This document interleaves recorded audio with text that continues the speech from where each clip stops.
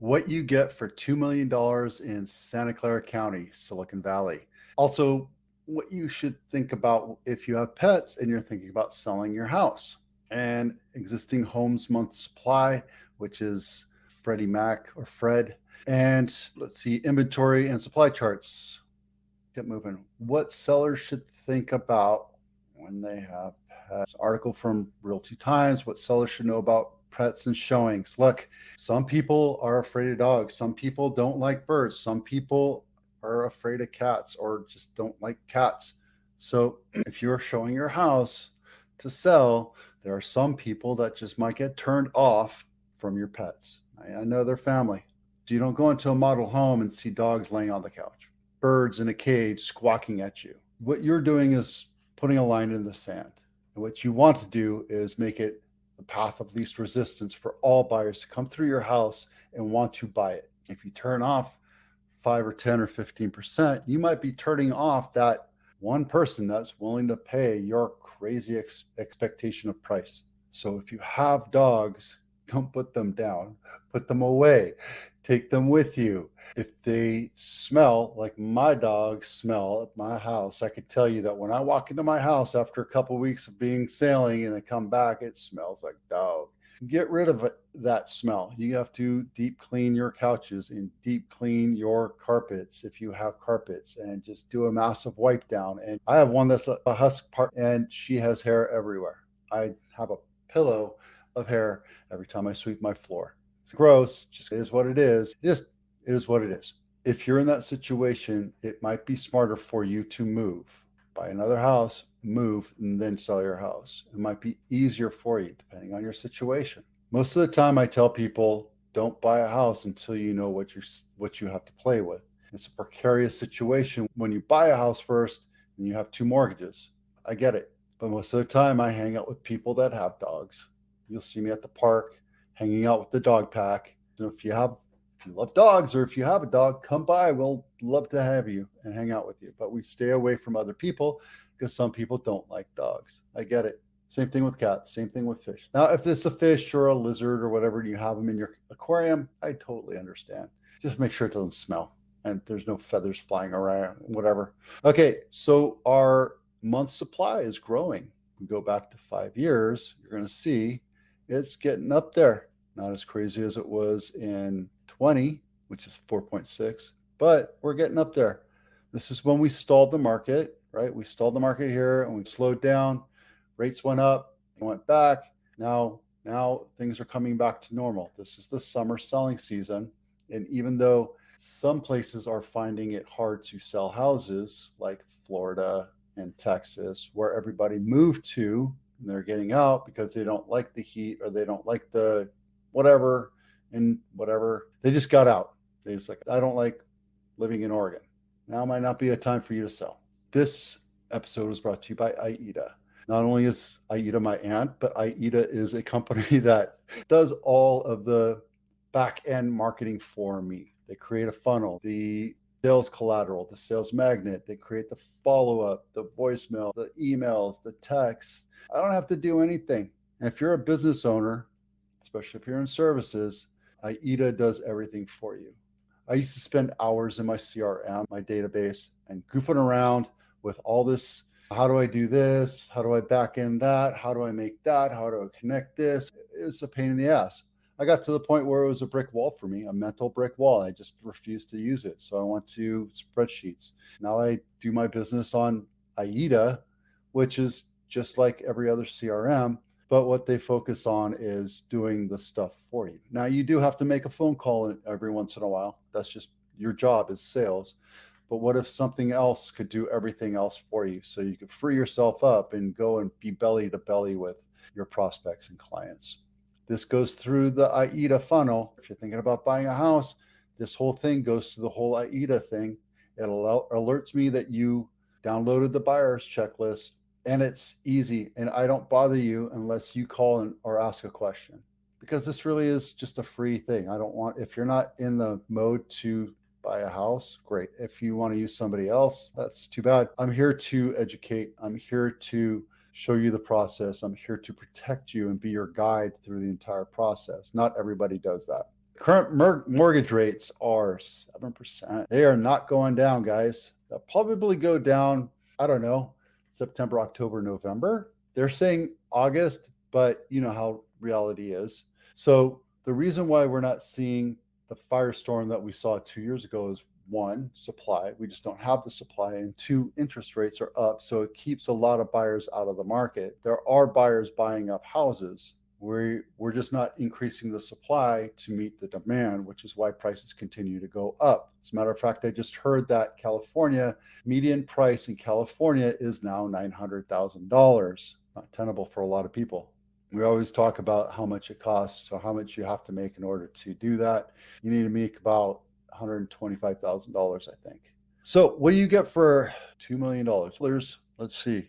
How many units are there? I don't see where the number is. It doesn't shift. 40 listings at about $2 million. So I picked Malone, which is 95125. And I think I picked it because it's in Willow Glen, really close to Willow Glen. And it's brand new, but it's a 2-bedroom, 2-bath, 1,400 square feet. But you get another ADU, 200 square foot ADU. It's 73 years old and on market a whole 7 days. Let's see where this one lands. Basic, upgraded in the early 2000s. That's nice, but it takes up the entire room. You can tell this, you're losing 2.5 feet of space so you can have your cupboard, which probably cost 5-10 grand at the time. And when you're working with a small house, that's probably not the smartest thing you can do. I like these colors, to be honest with you. I don't like the redness. I like more maple, toffee, coffee. This has a little red hue to it.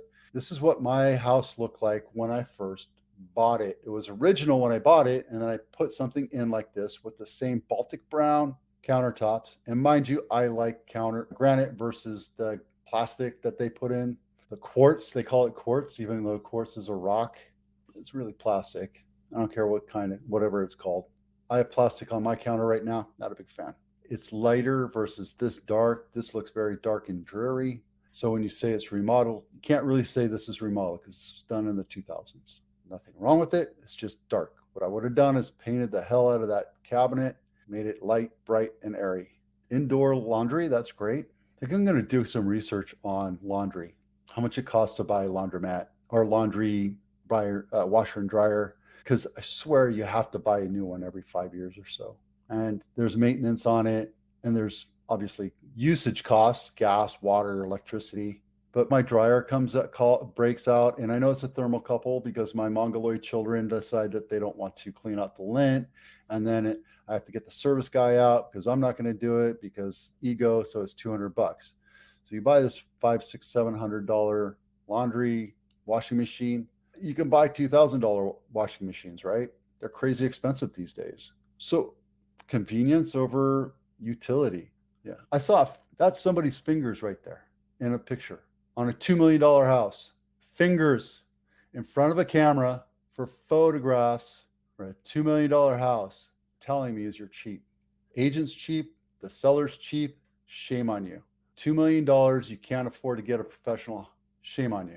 Last week I showed you these numbers were way up there. I told you that it would even out. We're towards the end of the month. That's how it does every month. It just typically does that. But what I do want to point out is that numbers are going up. We have 1,000 active homes for sale, but a lot of those are coming soon. So this whole coming soon thing, I think is bullshit, but that's just me. I don't think it serves the seller. I think it serves the agent, the listing agent, because what they can do is double end it. I don't think it serves anybody because you really don't know what the market says, what the market will give you.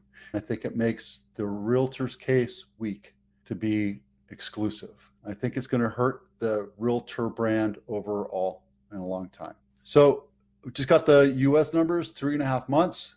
We don't have May. Everything else is looking pretty normal. San Benito is 4.9 months, but that's going to come down. That'll probably be about 3.3, 3.1 next at the end of the month after we equal everything out. And it's the same thing here. This is why our prices continue to go up everywhere. Unless you're in a desperate situation And that's really the buyer's agent's job, is to find the desperate house, not the house you want to fall in love with and overpay for. It's the buyer's agent's job to find the deal for you. That's what you hire them for, and negotiate the deal, and to make sure that all the different terms meet your needs and expectations and still get the house. So when you have a market where houses are only on market 7 days and you have 15 offers on it and people are paying cash and way over market, it's foolish, my thoughts. But I know how to take advantage of it from the seller side. From working with buyers, I have a different process, and it's a longer term process, just is what it is. Same thing with this here. We're still, look, month supply. Right now, Santa Clara is 1 month. Sunnyvale is 1 month. San Jose is 1.6. Los Altos is 1.6. So that's simply because the market is delivering a very low supply of houses, of inventory, based on the demand, compared to the demand that's out there. We always have people that want to buy houses. And no matter what, if they're a first-time buyer, a move-up buyer, an empty nester, or a relocation, or I need a bigger house, those people will always be there. We have investors coming in, we have Airbnb coming in, we have all these other people that are putting downward pressure on supply, keeping it low. And that's why upward pressure on price and competition is there. Santa Clara County, Silicon Valley, no other county out. All the other counties in the Bay Area are exactly like that, except for maybe Napa, where you see Napa is ranging at about 6% or 6 months right now. Napa is a place to be. It's beautiful, wine country, lots of stuff to do there. All right. So today we talked about pets and showing houses. Oh yeah, and if you have a pet, don't bring a pet into an open house. That's just rude. Just don't. If your pet goes to the bathroom, you're responsible. It makes a huge mess. It just will mess things up. Don't bring your pet. If it's a